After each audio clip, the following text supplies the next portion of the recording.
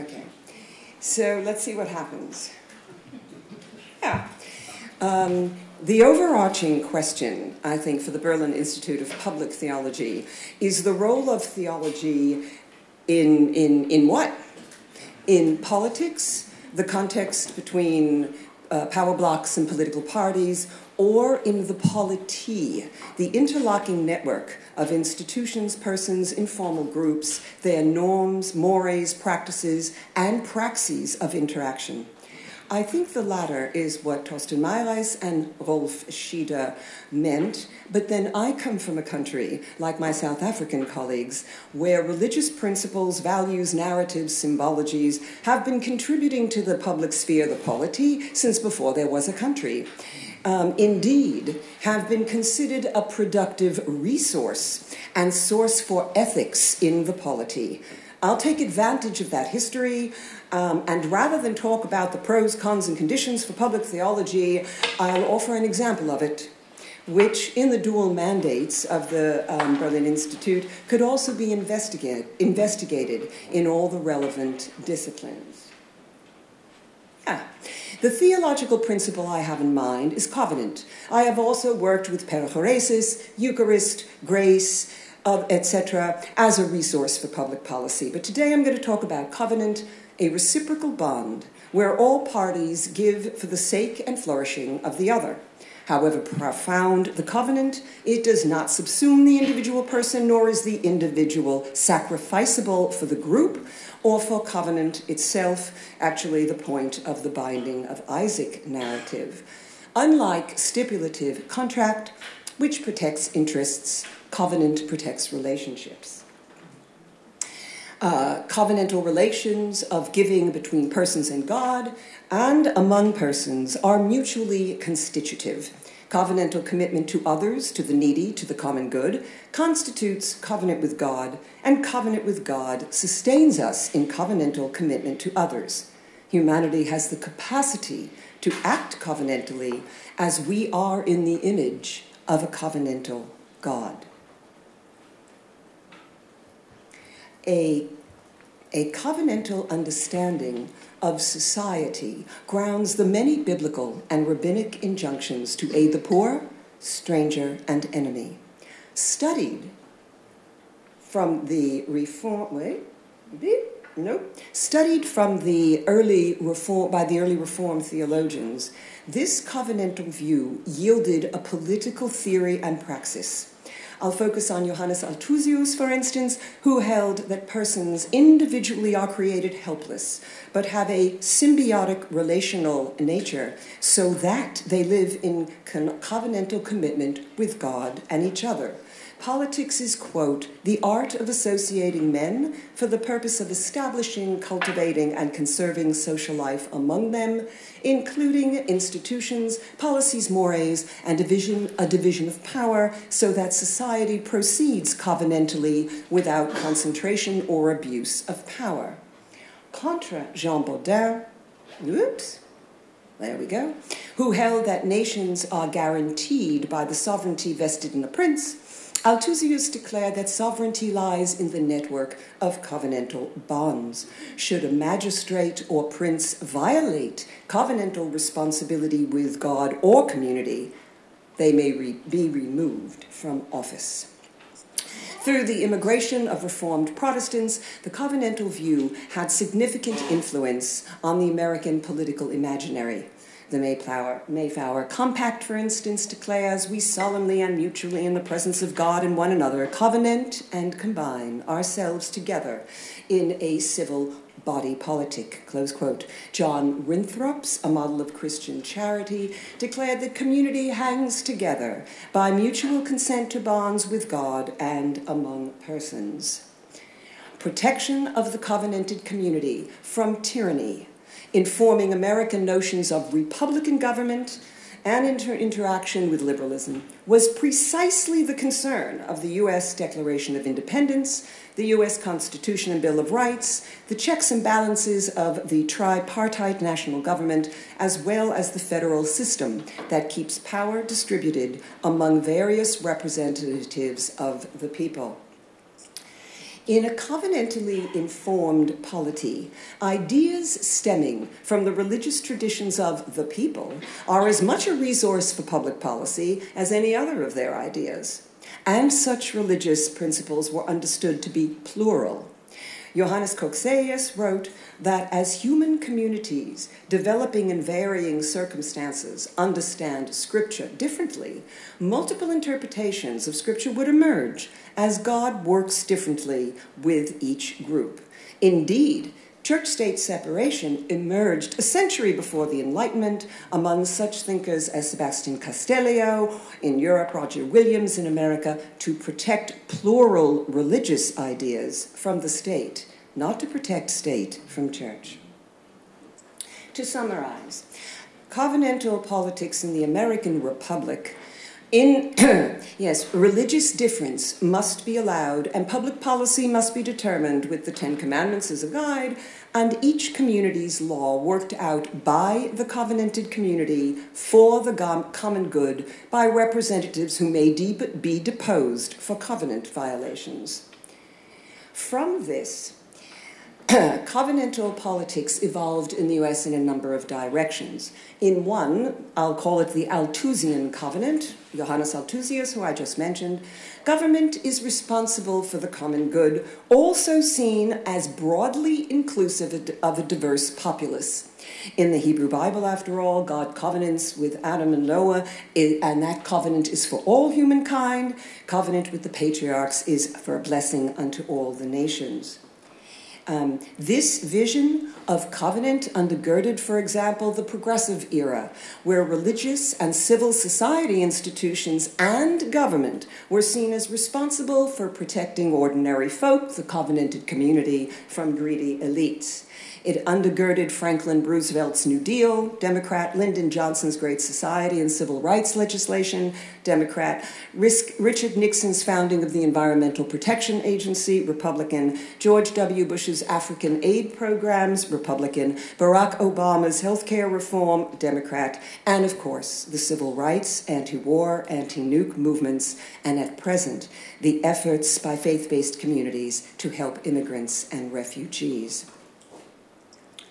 A second political tradition, also emanating from covenant, draws the covenanted group more proximately.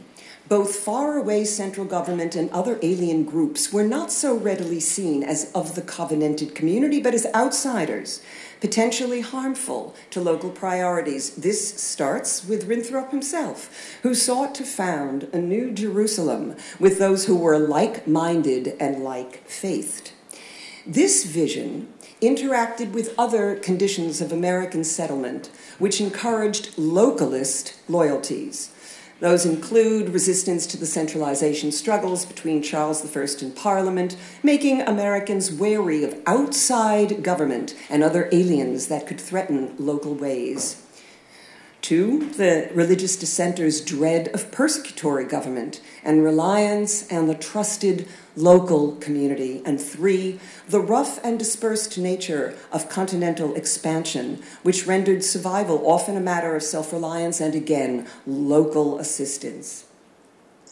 This localist covenant too was productive. It encouraged a democratic critique of central authority, built self-reliance and community, boosted the creativity of civil society, and so on. Yet, a well-earned suspicion of government oppressive of the community can become suspicion of government per se.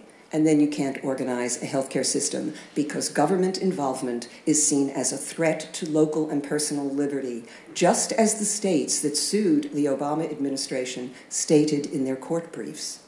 Similarly, efforts to protect local norms and ways can become an a priori determination that those who are different, outsiders, are threats to local concerns and dangers to be constrained or expelled.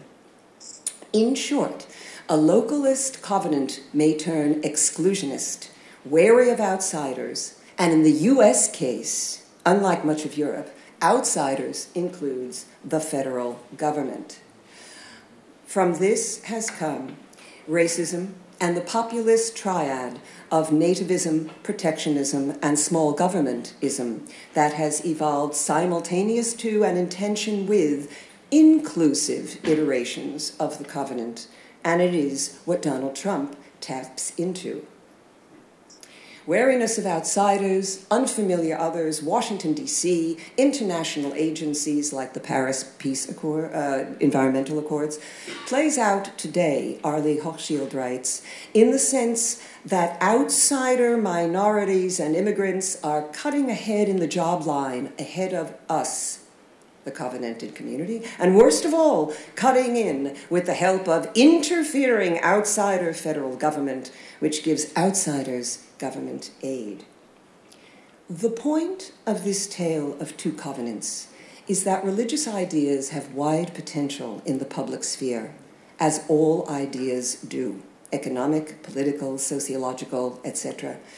They are a resource and contain contradictions and conflicts. Like all ideas, religious principles, symbologies, narratives may be distorted and abused.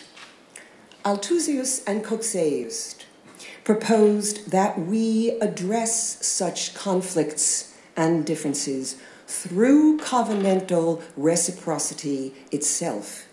This covenantal reciprocity as a framework for mutual regard in debate and conflict resolution. Indeed, a good argument for public theology is that covenantal reciprocity is itself an example of it. It would lead us to socioeconomic, political, immigration, and environmental policies rather different from the neoliberal ones that prevail at present. Ideas we can talk more about in the discussion. Thank you for your attention.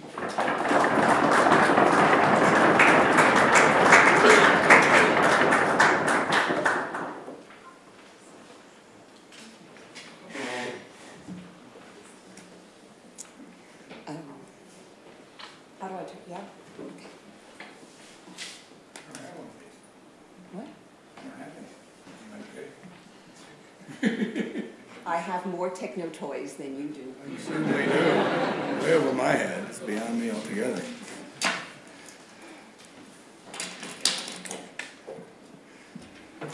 We have 10 minutes to think together about a topic that fills volumes. It has to discuss what is public. It has to think about what is political. It has to connect that to ethics, and somewhere or other it has to speak out of the voice of Judaism and Jewish law. And that in 10 minutes. So let me plant a few ideas in your minds, and you'll think about them. Anything that's political and public is going to have to encounter the law in some way or other. Although there are public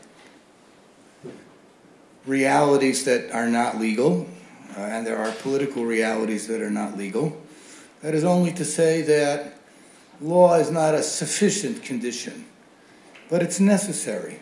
If you want to make some kind of a statement into the world of politics, and if that is going to have a normative component, it's going to be about ethics in some way or other, you're going to have to think about law.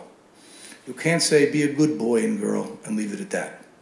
You're going to have to pass laws, think about the structure of laws, and eventually all of this will infiltrate into courtrooms at local levels, state levels, and eventually federal levels. There's no way to avoid this, and in most of the examples that Professor Valley has given, none has not in fact been avoided. So if you hate law, you're in the wrong department if you're interested in relating public theology to political ethics. You will have to engage it in some serious and important way. Not simply have a pulpit to preach from, but a program to talk about enacting. And that raises the question, what is the relationship between ethics and law in the public political sphere? Judaism happens to be particularly, in the Jewish legal system, happens to be particularly well placed to address this question, since we are either blessed with or burdened with the centrality of law in our tradition. Neither ethics nor religious notions can ever be removed from law in Judaism. They can't be removed. On the other hand, we're blessed because we needed to develop some kind of a sophisticated theory that helped us negotiate, navigate, deal with the tension between law and values. A law system composed only of codes, statements of cases and decisions, is a legal system that will fail to achieve its highest goals and aspirations. It's a legal system that will fail the God that gave it and the rabbis and theologians who instituted it and who changed it. So you ask yourself for a moment, is there someplace in the Jewish legal system where you find a concept that connects law as we understand it in its most simple-minded form, that is to say, codes that specify kinds of behaviors and what is permitted or not permitted in them, and on the other hand, values, some sense or other? And the answer is yes, there is, in the Jewish legal system, a concept whose examination brings us face to face with this, and that is something known in Hebrew as lifnim mishurat hadin. The Hebrew word din applies to specific legal decisions made according to well-defined codes and texts. That's the law you pass if you do political ethics, knowing that the ethics you're writing up is going to be insufficient from the outset, because all your descriptions will never capture all of the cases, and in addition, no sooner will you articulate your values in these laws than we will move past them, God willing, to a better view of how things ought to be. But you do have to write something down, and so there is this notion of din.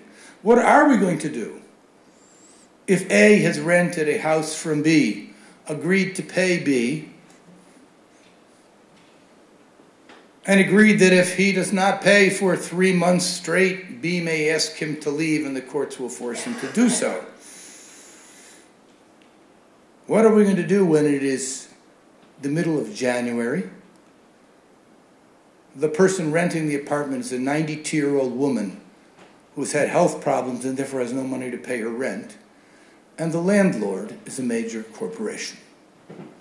Will we just look it up in the book someplace and say, "Nice to meet you, madam, enjoy being kicked out into the street"? Or will there be an intervention on behalf of something known as equity, perhaps, one of the phrases that you find in political ethics? You do not find equity specifically mentioned in Jewish law, you find something else, and that something is lifnim mishur hadim, going beyond what the specific codes require of you is also required of you. Maybe you owe them the money, and maybe you don't, but if it turns out that the higher value is that you owe them the money, then you're going to end up owing them the money. It means that the legal process in Judaism builds in the notion of aspiration. We are to aspire, and the law requires us to aspire. This is more than just the usual National Brotherhood Day of tzedek, tzedek, tirdov, pursuit of justice. It means that behind every court case, behind every intervention in a political discussion, there is somewhere in the back of your mind, hopefully more toward the front of your mind, in your political ethics, a set of ideals toward which the process is moving. Herman Cohen famously distinguished between ought language, he was a Kantian, which tells you what you ought to do, but suggests in no way that you're moving toward doing it. It just tells you what you ought to do. And descriptive language, theoretical language, which tells you what you're actually doing. And he said, law is about what's a third kind of language, the language of ideals. To have ideals is to be constantly building them into your understanding of how you are acting. To claim that you have an ideal without acting toward that ideal is to be mistaken. You can have an ethical belief and fail again and again, but you cannot have an ideal commitment and never step forward toward it. And Jewish law contains, as a legal requirement, and I think political ethics contains as a demand, that all legal processes build in the search toward the ideal. Maybe it's only 10% better than it was yesterday. Maybe it's not the Messiah arrives tomorrow. But you can't say, I don't have to do any better tomorrow than I did today. You can't say the law is just as it was written. It is never just as it was written. It is as it was written plus 10% improved by the ideals. And who articulates those ideals? You don't go to lawyers to articulate those ideals. They're the people who tell you what's in the codes. You go to lawyers to tell you somebody has to articulate the extra 10% that goes beyond the specifics of the existing law. And that's a role for, in political ethics, what I would call public theology. Frank Kruseman once pointed out to me that Jesus engaged in this kind of public theology somewhere in Matthew. He's the expert, not me. It has been told you that this is what is forbidden, but I'm telling you, you got to do 10% better. And he said, that's just the way, that's lifnei mishur hadin. That's exactly the same logic. That's the logic. Yes, you know what the law says, but the law wants more than that. The law wants the minimum, and the law wants more. And that's what public theology has to contribute to political ethics. The ethics of ideals, the ethics of aspiration, as they are built into the legal process and political process. It never leaves an elected official or a judge free to say, I know what the law says, without having to explain to you that toward which the law aims. And where are you going with this law? And will tomorrow be no better than tomorrow, just like today with this law? Or do you recognize a commandment to aspire, to do better, to seek an ideal? Public theology is that voice, not just the voice of conscience, but the political legal voice that says, we refuse ever to say we are satisfied with how it is written. We insist that it reach out to include yet 10% better on the ideals.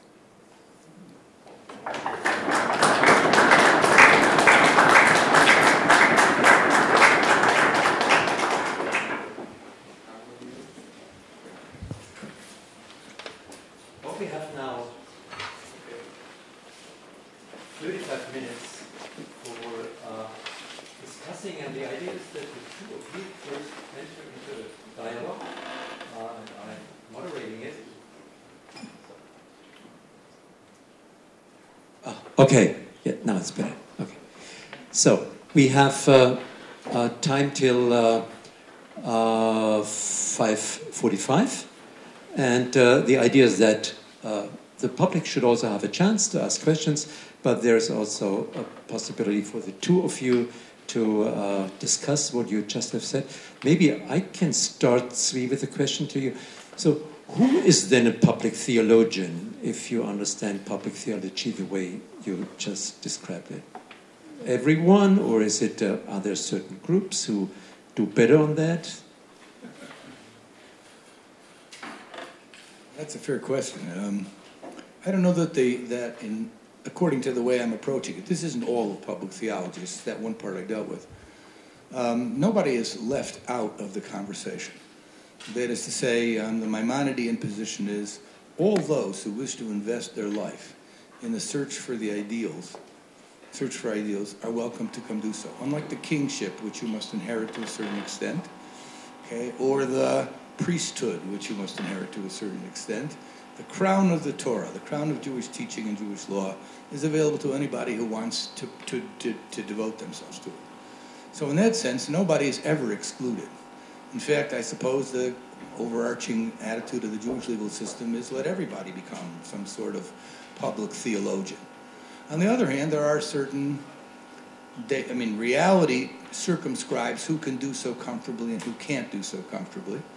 I don't want to be the gatekeeper for this. My natural position is to say we have too few people really engaged in a responsible dialogue as to what ideals are there and how they play out in the real laws that we enact.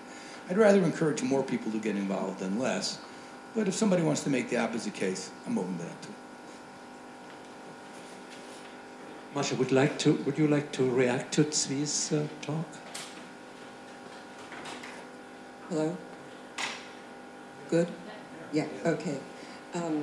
As usual, whatever he said, we tend to agree because I, in my view of public theology, it is not only a top-down phenomenon. So I agree with your impulse to broaden, and in fact, I think it's necessary, ethically necessary, but also simply the case theological principles, religious principles, narratives, symbols, do not work their way through society in a highly controlled method as though it were a laboratory experiment. It's disseminated through academic theologians to their students who may work in NGOs or community organizations and schools, or who may be on Facebook and Twitter and or work in community organizations. I'm not describing something that ought to be. I'm describing something that is the case. Ideas move in society. This includes theological principles that move in societies, as well as symbols and narratives and images. And all of this is part of, in my view, the public debate as a resource with all its contradictions, and there will be conflicts, and that the resolution of the conflicts, as I mentioned, can also be addressed using theological principles of covenant, but many others, of perichoresis or grace and so on. But might this be a difference between the US and Germany, so that we in Germany are much more inhibited in using religious language, while you in the United States are much more relaxed in doing so?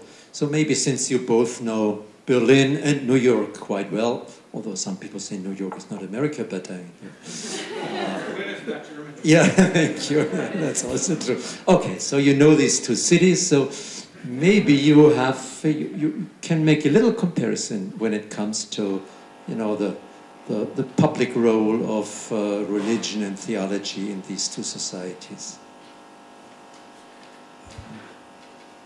I should tell you at the outset that for me, it's not crucial that the theologians speak in a language which carries a big sign that says, "Hi, I'm doing theology." If you want to talk about Menschenwürde and you don't want to say people are made in the image of God, that's okay with me if you don't being made in the image of God. If you want to find a language, and if you move in that direction, I would say that the German legal system is from beginning to end part of a search for what I take to be profound religious ideals. Are you allowed to shoot a plane down if the people on the plane have done nothing, but somebody has hijacked the plane and will crash it? How far does the notion of our relationship to the innocent, to the people on board go? Can you send a person to jail for a lifetime with no possibility that he could ever change and be a different person without review? The Constitutional Court in Germany has taken up both these questions. It seems to me that there's no way to understand either of them without understanding long Western religious history.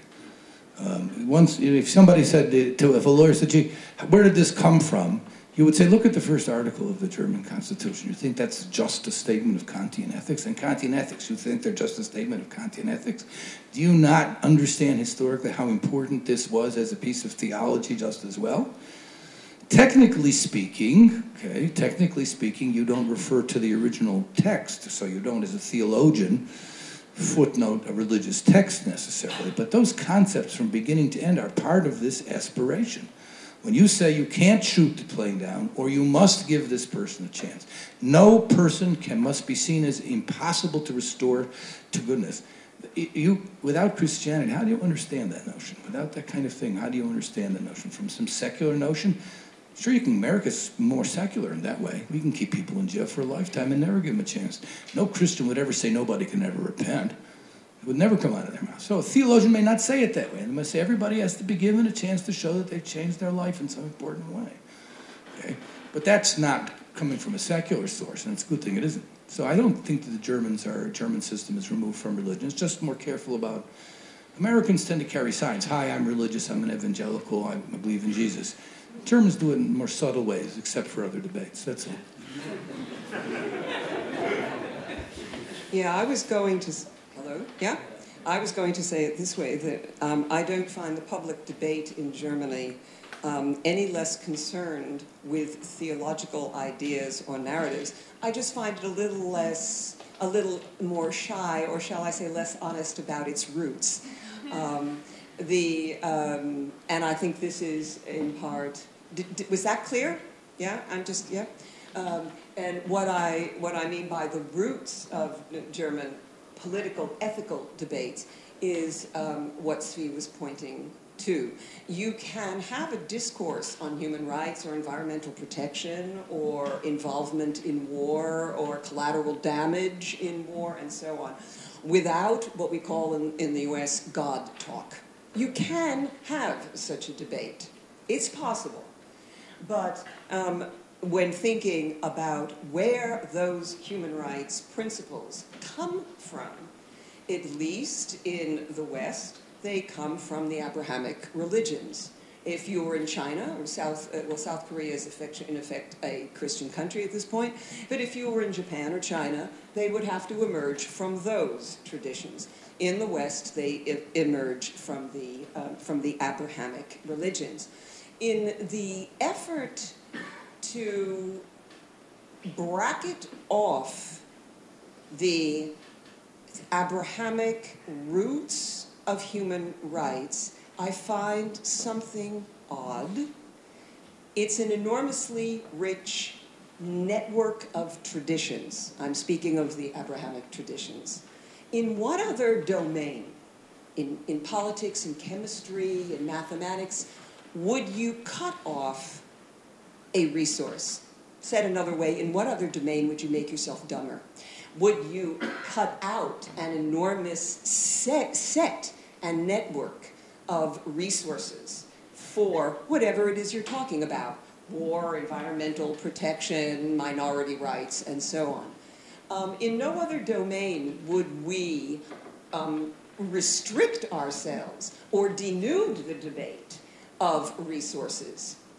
And so I would say the same goes for public theology, which is a resource and adds to the debate.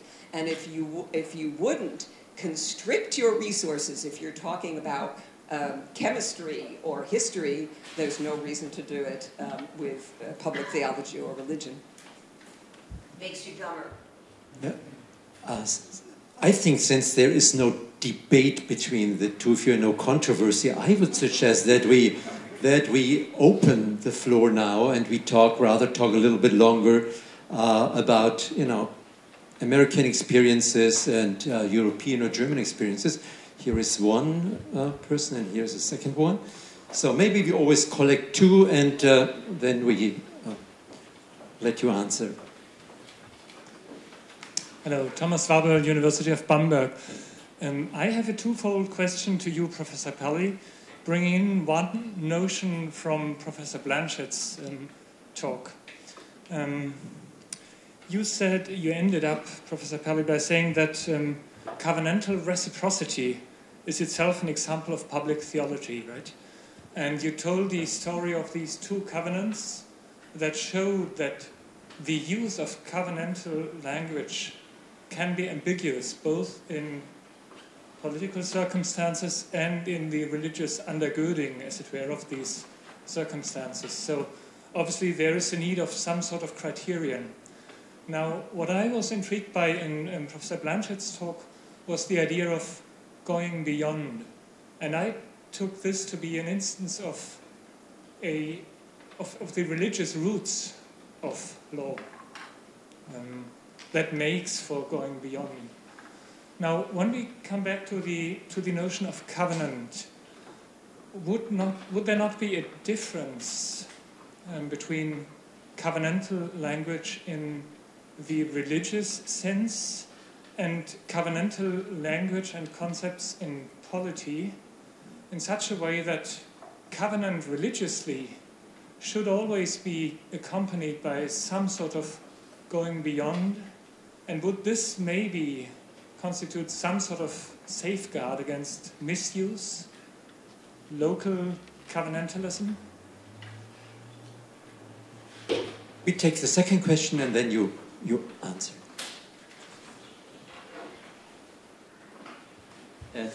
Yes, thank you. I have a question towards the covenant. So in the Old Testament, there are not just stories about the good covenant. So there are also stories about breaking the covenant and what what happens then? So God is, bringing the Hebrew people to the exile, to Babylon and so on. So he's doing really bad and hard things to his people because his people was breaking the covenant. So do you see these sides of covenantal language also in public and political language in the US or in Germany?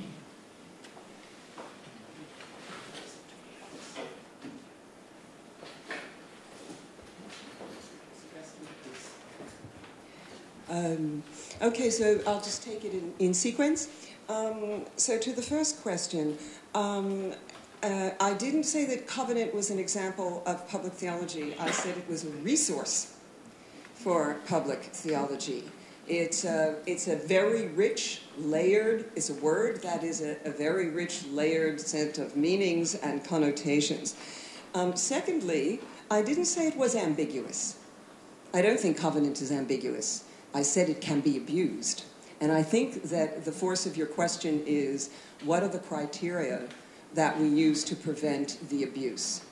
And this is, for me, a very important question. It's a question of methodology for scientists, and it's also a question for honesty and rigor in the public sphere. Covenant, like any other term, may have a landscape of connotations and meanings, but it cannot mean just anything. Covenant does not mean an agreement between a group of people to do whatever they want. It does not mean that we three get to covenant to enslave you.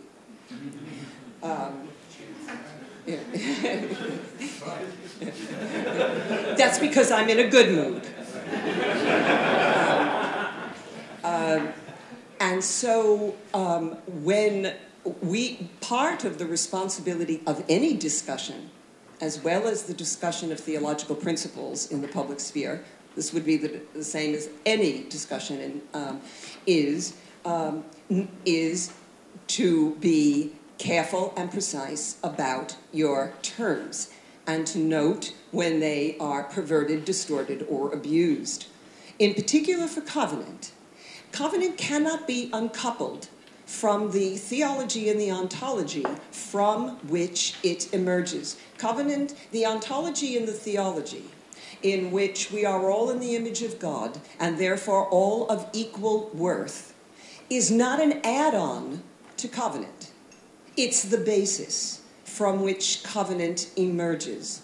And you can't uncouple covenant and then remove it as a form, meaning agreement, to mean anything. Now, it is abused, and I appreciate your concern. For example, in the United States, the legal term for exclusionary real estate agreements, whereby white Christians, property owners, agreed not to sell their homes to whites, blacks, and Jews, was called covenant, up until the 1964 Anti-Discrimination Acts. So there is no doubt that words are abused in the public sphere, and you might be familiar with many political debates and discussions in which words and concepts are distorted and abused. So this is actually a requirement of rigorous public debate, and why theologians, among other voices, should be actively engaged to prevent uncoupling form from content, or in this case, covenantal form from the theology and ontology that grounds it, so that it can mean just anything. It doesn't mean just anything. Second to your question, yes, there are many narratives in the Old Testament in which if you break covenant, you're in the soup. And it doesn't start with Babylon, it starts with Noah. And he was really in the soup. That's right. And one way to look at that, And this, again, is a topic for public discussion. It's a wonderful narrative to inspire public discussion. And I'll suggest one contribution to that public discussion. And I'll use the case of Noah, that his generation was guilty of, how shall we say, overflowing in its sexual practices, right? And it's not, the point, I think, so much was not that God comes down like daddy and punishes you, but if you transgress covenant with other people because of sexual abuse and so on, right? The world is going to pay you back because the cosmos is organized covenantally. That's what I mean by the undergirding theology and ontology. If the cosmos is organized covenantally, then if you violate covenant, the cosmos is going to pay you back. And if you have any doubt, take a look at the world around you. Yeah? Tsvi, do you want to add? I don't want to go into it, Dave. I'm not as convinced as you are that there isn't an ambiguity somewhere there, not just an abuse. Based on the now we see through the glass darkly principle, namely that almost nothing is completely clear, and therefore that there must be some difficulties around the use of covenant, which would require some form of criterion. I'm more sympathetic to the question. I think the examples you gave, you're 100% correct on. Those examples are abuse examples. But and again, you're more the expert on covenant, and certainly in the American situation than I am. But I think that what the meaning of the covenant was to Israelites, and then it became meant to rabbinic Jews, by the time of the Talmud, it's subject to multiple interpretations. And I don't think that one is the abuse of the other. I think it turns out that it's a rich enough concept that it's sometimes hard to specify. Although you're right, in the cases cited, you're certainly right, those are cases of abuse. And I'm not convinced we'll solve the difficulties by insisting on well-regimented language. There are some cases in which well-regimented language works, but in other cases it just covers up what is a fundamentally different perspectives that are turned up. And I think whether the exile you're talking about, for example, is in contemporary terms, we're going to think also in terms of inner exiles, that societies that divide against themselves by breaking the covenant with each other become a society in which they go into inner exile. I think the concept of exile is still worth looking into as to how we can modify it to use under present circumstances. I wouldn't give it up. Just wanted to briefly clarify.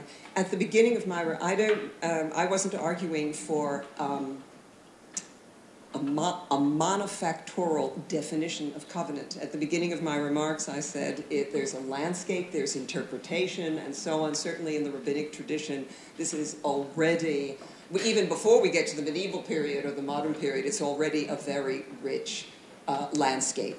But it still does not mean that covenant can mean anything. So there might be a rich landscape, but landscapes have borders. And borders may be contested and debated and interpreted over time. But otherwise, but I don't think you're arguing for endless relativism where a word can mean anything and therefore perverted and distorted ad infinitum. We have two more questions.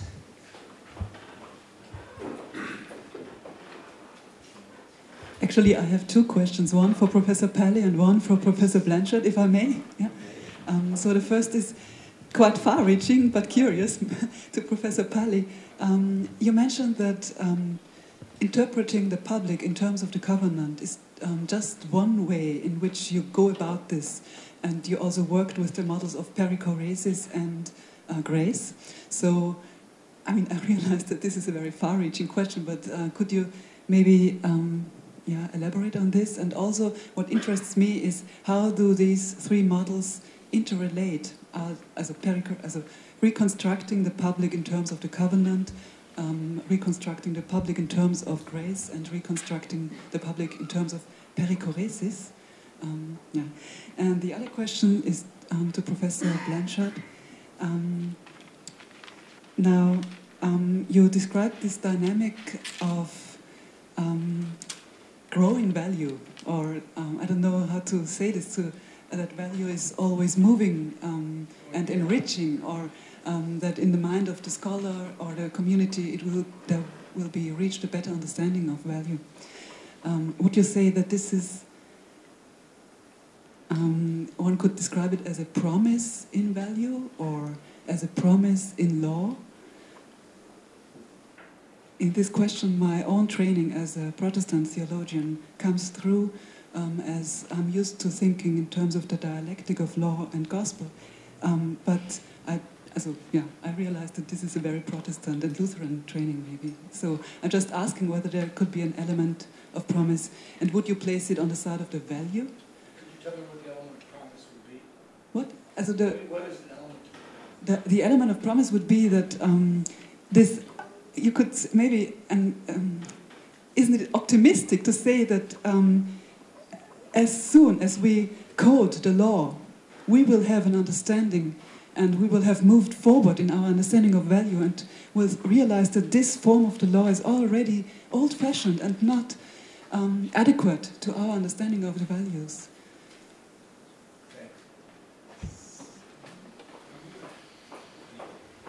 Just a second.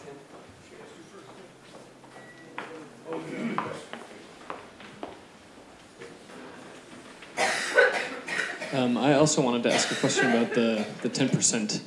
And also about integratedness in culture and kind of prophetic witness. Maybe we had earlier kind of passionate pleas on the issue of prophecy and whether or not the institutional church and the kind of responsible people within the structures, how far they should go in their prophetic action and how they should behave themselves kind of as prophets who have pensions. I'm interested in how that relates to the 10%. So I'm thinking kind of, isn't that a sort of prophetic witness somehow? So you go beyond that what is already kind of in place. And I'm thinking also maybe Michael Walzer, the connected critic, kind of the role of being connected to the codified law or the structures and then trying to go beyond those. So kind of the connected critic, the prophetic witness, what's the relation to the 10% beyond? And also maybe in relation to some of the Christian theories of the church as a contrast society, which is kind of a little different from the analysis you've given, where it's kind of, you showed it as a force in the integration with other dimensions of life in history, kind of. And now you have someone like Hauerwasser, so developing the church as the contrast to this integratedness in culture.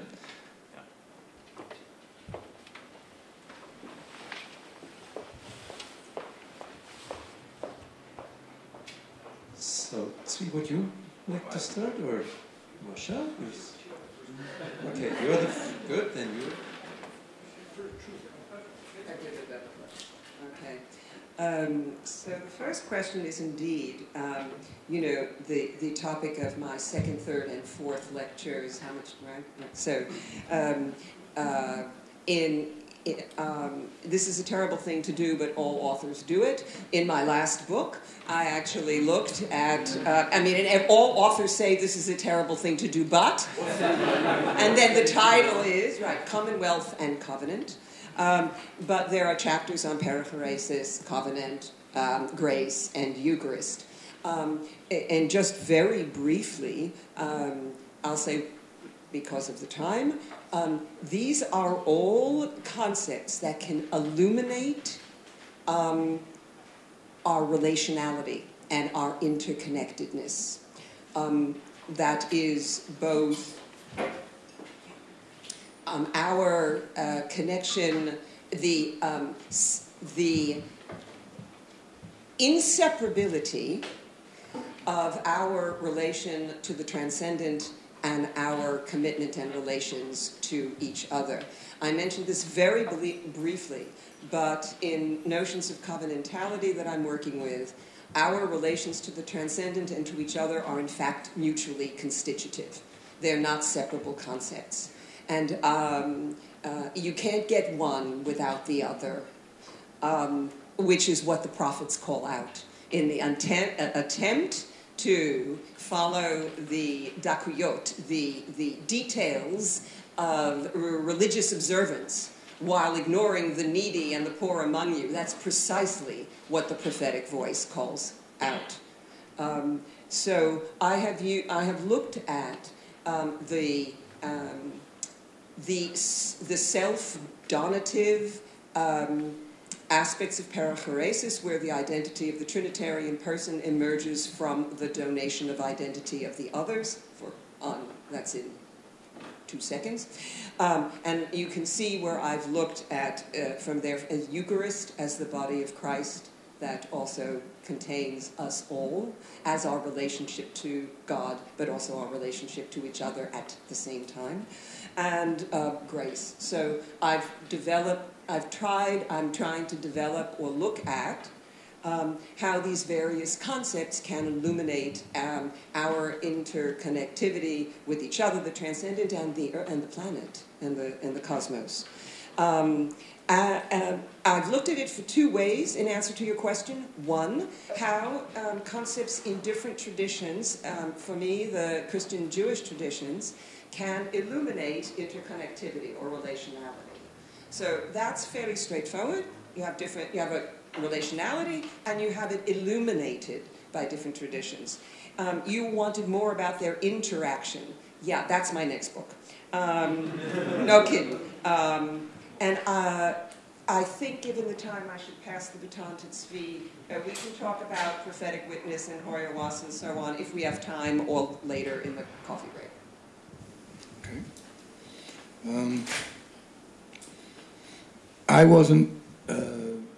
I certainly didn't have in mind the context of justification, so the problems that come up with the relationship between law and grace weren't meant in that context. But this idea that the very act of codifying something into law brings with it the promise of, the movement toward, the need to move beyond the codification, that seems to me a very clear reading of what this concept of lifnim mishurat adin is.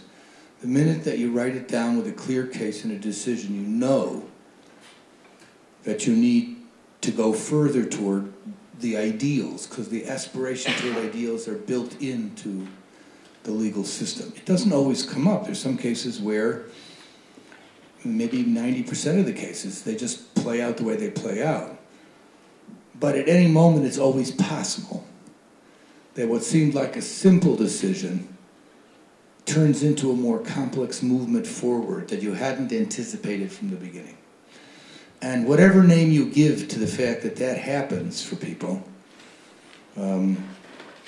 whatever name you give to how it gets built into legal systems to aspire to transcend themselves, I'm comfortable with the notion that that's an act of grace on God's part that makes it possible for human beings even to see the world this way.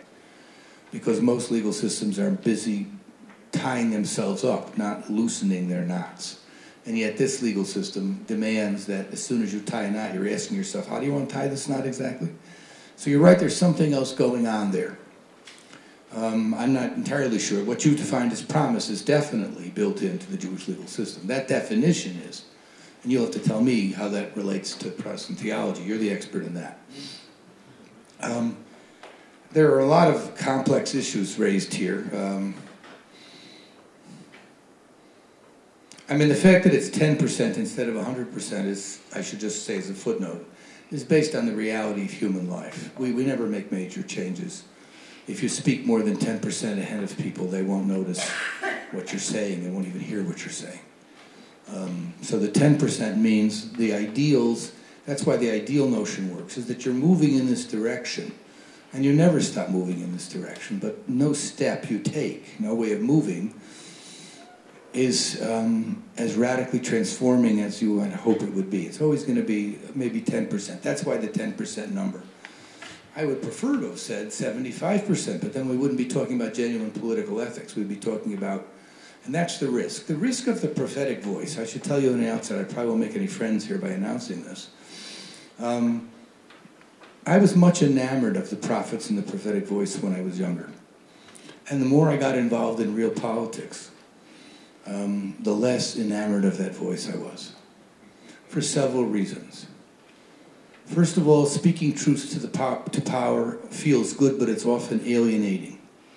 Secondly, it often carries an arrogance that's beyond belief, and is, on many occasions, unhelpful. Having finally gotten an audience with Lyndon Johnson, who was then President of the United States, I wasn't alone, 3 or 4 of us were there, to talk against the war in Vietnam. And I really thought I had a prophetic voice, okay? I thought I had a good background. We started out by saying, Mr. President, we were pursuing an immoral war. He stopped. He said, stop, please. He said, you think I'm stupid? He said, of course I've heard the arguments that the war is immoral. I've already thought about that. Do you have anything new to tell me? And we realized, in a real conversation, okay, speaking to someone as a prophet is a conversation stopper.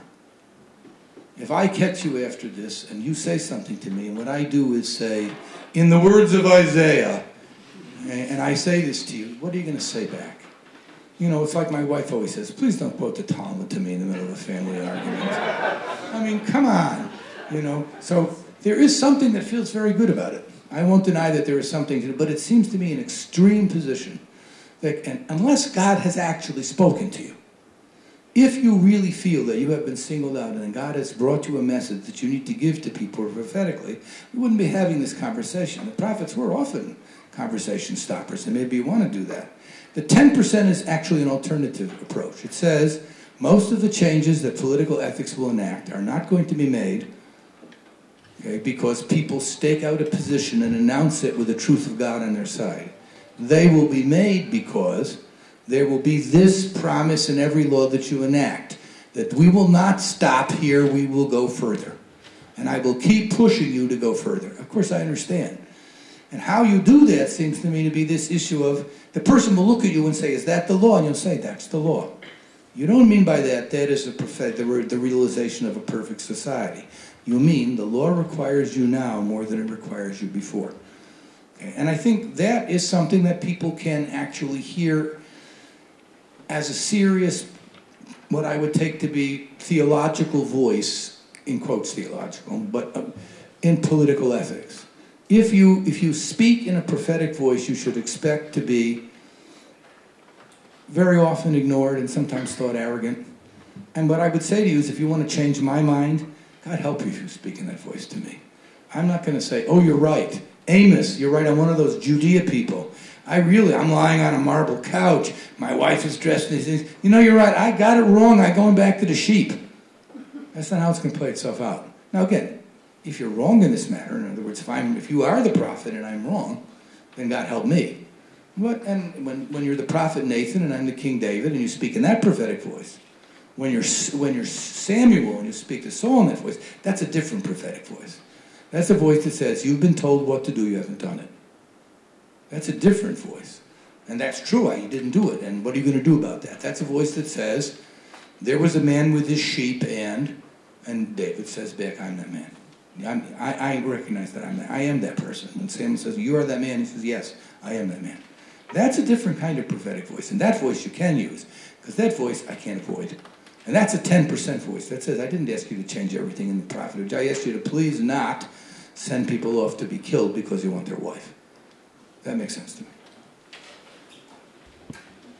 I promised Wolf one sentence and we can talk about prophetic. I think one thing, I mean, even Isaiah didn't quote Isaiah, right? Isaiah, when he talked in the language of the people.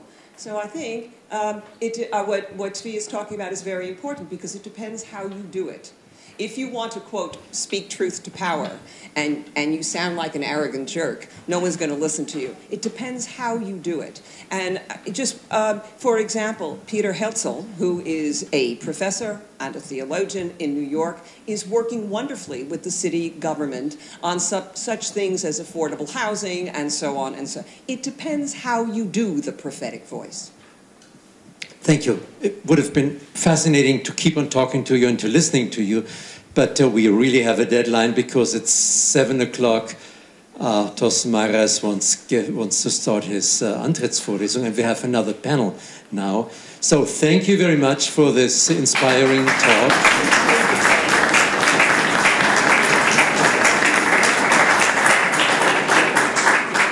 And we start with the next panel immediately. So there's only a very short break.